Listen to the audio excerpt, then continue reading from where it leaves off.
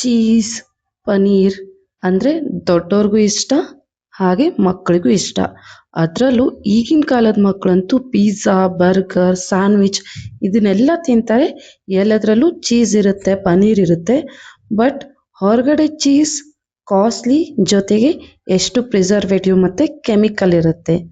ಈ ರೀತಿ ನಾವು ಮನೆಯಲ್ಲೇ ಹೆಲ್ದಿಯಾಗಿ ಕಡಿಮೆ ಖರ್ಚಿನಲ್ಲಿ ಹೇಗೆ ಮಾಡ್ಕೊಂಡು ತಿನ್ಬೋದು ಅಂತ ನೋಡೋಣ. ಮೊದಲಿಗೆ ಚೀಸ್ ಮಾಡೋದು ಹೇಗೆ ಅಂತ ನೋಡೋಣ. ನಾನಿಲ್ಲಿ ಅರ್ಧ ಲೀಟರ್ ಹಾಲನ್ನು ತಗೊಂಡಿದ್ದೀನಿ. ಫುಲ್ ಫ್ಯಾಟ್ ಅಥವಾ ಕ್ರೀಮ್ ಇರೋವಂಥ ಮಿಲ್ಕನ್ನು ತಗೋಬೇಕು, ಟೋನ್ಡ್ ಮಿಲ್ಕ್ ಎಲ್ಲ ಬೇಡ. ಇವಾಗ ಹಾಲು ಕುದೀತಾ ಇದೆ. ಇದಕ್ಕೆ ನಾನು ನಿಂಬೆಹಣ್ಣಿನ ರಸನ ಹಾಕ್ಕೊಳ್ತೀನಿ. 1 ಟೇಬಲ್ ಸ್ಪೂನ್. ಒಟ್ಟಿಗೆ ಹಾಕೋದು ಬೇಡ, ನಿಧಾನವಾಗಿ ಸ್ವಲ್ಪ ಸ್ವಲ್ಪ ಹಾಕ್ತಾ ಮಿಕ್ಸ್ ಮಾಡ್ಕೊಳ್ಳೋಣ. ಹಾಲು ಒಡೆತಾ ಹೋಗುತ್ತೆ. ನೋಡಿ, ಹಾಲು ಒಡೆದಿದೆ. ಇವಾಗ ಇದಕ್ಕೆ ನೀವು ವಿನೆಗರ್ ಕೂಡ ಯೂಸ್ ಮಾಡ್ಬೋದು. ವಿನೆಗರ್ ಅಥವಾ ಲೆಮನ್ ಜ್ಯೂಸ್ ಎರಡರಲ್ಲಿ ಒಂದನ್ನು ಯೂಸ್ ಮಾಡಬೇಕು. ನೋಡಿ, ಇವಾಗ ಕರ್ಡ್ಲಿಂಗ್ ಆಗಿದೆ. ನಾನು ಒಂದು ಪಾತ್ರೆ ಮೇಲೆ ಈ ರೀತಿ ಒಂದು ಬಟ್ಟೆನ ಹಾಕಿಬಿಟ್ಟು, ಸ್ವಲ್ಪ ತೆಳುವಾದ ಬಟ್ಟೆನ ತಗೊಳ್ಳಿ, ಅದಕ್ಕೆ ಒಡೆದಿರುವಂಥ ಹಾಲನ್ನು ಹಾಕಿ ನೀರನ್ನು ಸೆಪ್ರೇಟ್ ಮಾಡ್ಕೊಂಡು ಬಿಡ್ತೀನಿ. ನಿಂಬೆಹಣ್ಣು ಹಾಕಿರೋದ್ರಿಂದ ಚೀಸ್ ಸ್ವಲ್ಪ ಹುಳಿ ಆಗ್ಬೋದು. ಹಾಗಾಗಿ 2-3 ಸಾರಿ ಈ ರೀತಿ ತಣ್ಣೀರನ್ನು ಹಾಕಿ ಇದನ್ನು ಕ್ಲೀನ್ ಮಾಡ್ಕೊಂಡ್ಬಿಡೋಣ. ಅಂದರೆ ಒಂಚೂರು ಹುಳಿ ಅಂಶ ಹೋಗಬೇಕು. ನೋಡಿ, 2-3 ಸಾರಿ ಸಾಕು. ಇವಾಗ ಇದರಲ್ಲಿರೋ ನೀರಿನ ಅಂಶ ತಕ್ಕೊಂಡ್ಬಿಡೋಣ. ಕಂಪ್ಲೀಟಾಗಿ ಹೋಗ್ಬೇಕಂತೇನಿಲ್ಲ. ಚೀಸ್ ಮಾಡೋದಕ್ಕೆ ಫುಲ್ ಅದು ಡ್ರೈ ಆಗಬೇಕಂತ ಏನಿಲ್ಲ. ಈ ರೀತಿ ಸ್ವಲ್ಪ ತಕ್ಕೊಂಡ್ಬಿಟ್ಟು ಹುಳಿ ಅಂಶ ಹೋದರೆ ಸಾಕು. ಇದನ್ನು ನಾನು ಮಿಕ್ಸಿ ಜಾರ್ಗೆ ಹಾಕ್ಕೊಂಡ್ಬಿಡ್ತೀನಿ. ನೋಡಿ, ಎಷ್ಟು ಚೆನ್ನಾಗಿ ಬಂದಿದೆ ಸಾಫ್ಟಾಗಿ. ಇದನ್ನು ನಾನು ಮಿಕ್ಸಿ ಜಾರ್ಗೆ ಟ್ರಾನ್ಸ್ಫರ್ ಮಾಡ್ಕೊಂಡ್ಬಿಟ್ಟು, ಅದೇನು ನೀರು ಉಳಿದಿತ್ತಲ್ಲ ಆ ನೀರನ್ನು ಒಂದು ಬೌಲ್ ಹಾಕ್ಕೊಂಡು ನುಣ್ಣಗೆ ಗ್ರೈಂಡ್ ಮಾಡ್ಕೊಂಡ್ಬಿಡ್ತೀನಿ. ನೋಡಿ, ಇವಾಗ ಇದು ಕಂಪ್ಲೀಟಾಗಿ ಪೇಸ್ಟ್ ಆಗಿದೆ. ಇದನ್ನು ಬಾಣಲಿಗೆ ಹಾಕ್ಕೊಂಡ್ಬಿಡ್ತೀನಿ. ಇದಕ್ಕೆ 1 ಸ್ಪೂನ್ ಉಪ್ಪನ್ನು ಹಾಕ್ಕೊಳ್ತಾ ಇದ್ದೀನಿ. ಹಾಗೆ 2 ಸ್ಪೂನ್ ಅಗಾರ್ ಅಗಾರ್ ಪೌಡರ್ನ ಹಾಕ್ಕೊಳ್ತಾ ಇದ್ದೀನಿ. ಇದನ್ನು ನೀಟಾಗಿ ಮಿಕ್ಸ್ ಮಾಡ್ಕೊಂಡ್ಬಿಡೋಣ. ಪೌಡರ್ ಹಾಕಿರೋದ್ರಿಂದ ಸ್ವಲ್ಪ ಗಂಟಾಗ್ಬೋದು, ನಿಧಾನವಾಗಿ ಓಡ್ಕೊಂಡ್ಬಿಡಿ, ಅದೇನು ಕರಗಿ ಬಿಡುತ್ತೆ. ನೋಡಿ, ಈ ರೀತಿ ಸ್ವಲ್ಪ ಗಟ್ಟಿ ಆಗಬೇಕು. ಅಗಾರ್ ಅಗಾರ್ ಪೌಡರ್ ಹಾಕಿರೋದ್ರಿಂದ ಅದು ಜಲ್ಲಿ ಫಾರ್ಮ್ ಆಗುತ್ತಲ್ಲ, ಅದು ತಾನಾಗೆ ಗಟ್ಟಿ ಆಗಿಬಿಡುತ್ತೆ.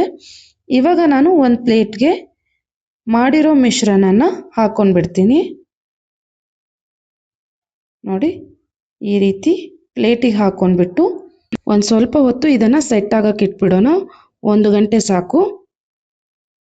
ಇವಾಗ ಇದು ಸೆಟ್ ಆಗಿದೆ. ಚಾಕುವಿನಿಂದ ಕಟ್ ಮಾಡ್ಕೊಂಡ್ಬಿಡ್ತೀನಿ. ಅಂಗಡಿಯಲ್ಲಿ ಒಂದು 100 ಗ್ರಾಮ್ ಚೀಸ್ಗೆ ಒಂದು 90 ರೂಪೀಸ್ ಇರುತ್ತೆ. ಅರ್ಧ ಲೀಟ್ರ್ ಹಾಲು ಒಂದು 27-30 ರೂಪಾಯಿ ಹಾಲಲ್ಲಿ ನಮಗೆ ಆರಾಮವಾಗಿ 100 ಗ್ರಾಮ್ ಚೀಸ್ ಬರುತ್ತೆ. ನೋಡಿ, ಎಷ್ಟು ಥಿಕ್ಕಾಗಿ ಬಂದಿದೆ. ಅಂಗಡಿಲೂ ಕೂಡ ಎಷ್ಟು ಥಿಕ್ಕಾಗಿ ಸಿಗಲ್ಲ. ಥಿಕ್ಕಾಗಿದೆ, ಸಾಫ್ಟ್ ಆಗಿದೆ. ನೋಡಿ, ಇವಾಗ ಪನೀರ್ ಮಾಡೋದು ಹೇಗೆ ಅಂತ ನೋಡೋಣ. ನಾನಿಲ್ಲಿ 2 ಲೀಟರ್ ಹಾಲನ್ನು ಹಾಕ್ಕೊಳ್ತಾ ಇದ್ದೀನಿ. ಇದು ಕೂಡ ಫುಲ್ ಫ್ಯಾಟ್ ಇರುವಂಥದ್ದು. ಇದನ್ನು ಕೂಡ ಕುದಿಸ್ಕೊಂಡ್ಬಿಡೋಣ. ಹಾಲು ಕುದ್ದಿದೆ. ಇದಕ್ಕೆ ನಾನು ನಿಂಬೆಹಣ್ಣಿನ ರಸನ ಹಾಕ್ಕೊಳ್ತಾ ಇದ್ದೀನಿ. ಇಲ್ಲಿ 2 ಟೇಬಲ್ ಸ್ಪೂನನ್ನು ಹಾಕ್ಕೊಳ್ತಾ ಇದ್ದೀನಿ.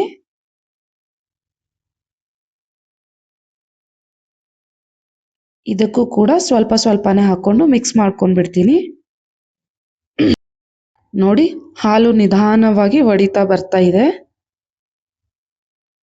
ಸೊ ಇವಾಗ ಕರ್ಡ್ಲಿಂಗ್ ಕಂಪ್ಲೀಟ್ ಆಗಿದೆ. ನೋಡಿ, ಎಷ್ಟು ಚೆನ್ನಾಗಿ ಥಿಕ್ಕಾಗಿ ಬಂದಿದೆ. ಇವಾಗ ಇದನ್ನು ನಾನು ಬಟ್ಟೆಗೆ ಹಾಕಿ ನೀರನ್ನು ಮತ್ತು ಪನೀರನ್ನು ಸೆಪ್ರೇಟ್ ಮಾಡ್ಕೊಂಡ್ಬಿಡ್ತೀನಿ.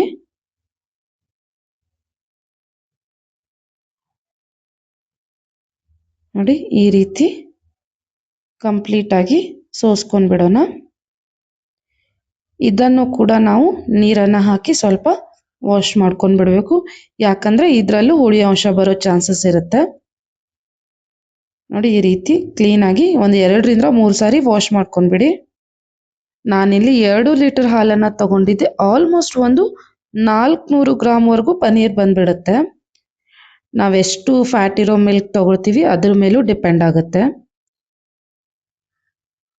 ಇವಾಗ ನೋಡಿ ಇದನ್ನು ಈ ರೀತಿ ನೀಟಾಗಿ ನೀರನ್ನು ತಕ್ಕೊಂಡ್ಬಿಡೋಣ.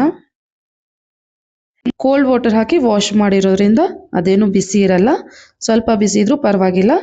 ಈ ರೀತಿ ಕೈಯಿಂದಾನೇ ಸ್ವಲ್ಪ ಪ್ರೆಸ್ ಮಾಡಿ ನೀಟಾಗಿ ನೀರನ್ನು ತೆಕ್ಕೊಂಡ್ಬಿಡಿ.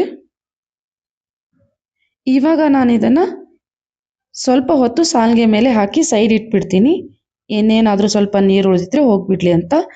ಇವಾಗ ನಾನು ಇದನ್ನು ಬಿಚ್ಚಿ ನೋಡ್ತೀನಿ.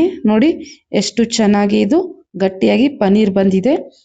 ಹೀಗೆ ಯೂಸ್ ಮಾಡೋಕ್ಕೆ ಬರಲ್ಲ, ಬರುತ್ತೆ ಈ ಥರ ಬುರ್ಜಿ ಎಲ್ಲ ಮಾಡ್ಕೋಬೋದು, ಆದರೆ ಸ್ವಲ್ಪ ಕ್ಯೂಬ್ಸ್ ಆಗಿದ್ರೆ ಚೆನ್ನಾಗಿರುತ್ತೆ. ಇದಕ್ಕೆ ಒಂದು ಶೇಪನ್ನು ಕೊಟ್ಬಿಡೋಣ, ಸ್ಕ್ವೇರ್ ಆಗಿರಲಿ ಅಂತ. ಸೊ ಈ ರೀತಿ ಕೈಯಿಂದನೇ ಸ್ವಲ್ಪ ಪ್ರೆಸ್ ಮಾಡಿ ಶೇಪ್ ಮಾಡ್ಕೊಂಡ್ಬಿಟ್ಟು ಇದ್ರ ಮೇಲೆ ನಾವು ಹೆವಿಯಾಗಿ ವೇಟನ್ನು ಇಟ್ಬಿಡಬೇಕು. ಏನಾದರೂ ಇಡಿ, ರುಬ್ಬೋ ಕಲ್ಲು ಇಡ್ಬೋದು. ನಾನಿಲ್ಲಿ ದೋಸೆ ತವಾನ ಇಟ್ಕೊಳ್ತಾ ಇದ್ದೀನಿ. ಒಂದು 2 ಗಂಟೆ ಪನ್ನೀರನ್ನು ಸೆಟ್ ಆಗಕ್ಕೆ ಇಟ್ಬಿಡಿ. ನೋಡಿ 2 ಗಂಟೆ ಆದಮೇಲೆ ತೆಗೆದು ನೋಡ್ತಾ ಇದ್ದೀನಿ. ನೋಡಿ ಇದು ನೀಟಾಗಿ ಕಟ್ ಮಾಡೋಕ್ಕೆ ರೆಡಿ ಆಗಿದೆ. ಇವಾಗ ಇದನ್ನು ನಾನು ಒಂದು ಪ್ಲೇಟ್ಗೆ ಟ್ರಾನ್ಸ್ಫರ್ ಮಾಡ್ಕೊಂಡ್ಬಿಡ್ತೀನಿ.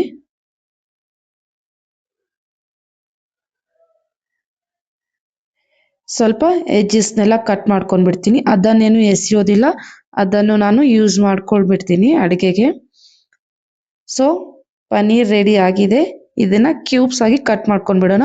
ಸೈಡ್ಸ್ನೆಲ್ಲ ನಾನು ಬುರ್ಜಿ ಎಲ್ಲ ಮಾಡೋಕ್ಕೆ ಯೂಸ್ ಮಾಡ್ತೀನಿ. ಇದನ್ನು ಗ್ರೇವಿ ಅಥವಾ ಮಂಚೂರಿ ಮಾಡೋಕ್ಕೆ ಯೂಸ್ ಮಾಡ್ಬೋದು. ನೋಡಿ ಎಷ್ಟು ಚೆನ್ನಾಗಿ ಬಂದಿದೆ. ಟೇಸ್ಟ್ ಕೂಡ ಹೊರಗಡೆ ಸಿಗೋ ಪನ್ನೀರ್ ಥರನೇ ಇದೆ, ಅದಕ್ಕಿಂತ ಹೆಲ್ದಿ ಆಗಿದೆ. ಯಾವುದೇ ಪ್ರಿಸರ್ವೇಟಿವ್ಸ್ ಇಲ್ಲ, ಯಾವುದೇ ಕೆಮಿಕಲ್ಸ್ ಇಲ್ಲ. ಟ್ರೈ ಮಾಡಿ ನೋಡಿ, ಖಂಡಿತ ಇಷ್ಟ ಆಗುತ್ತೆ. Thank you.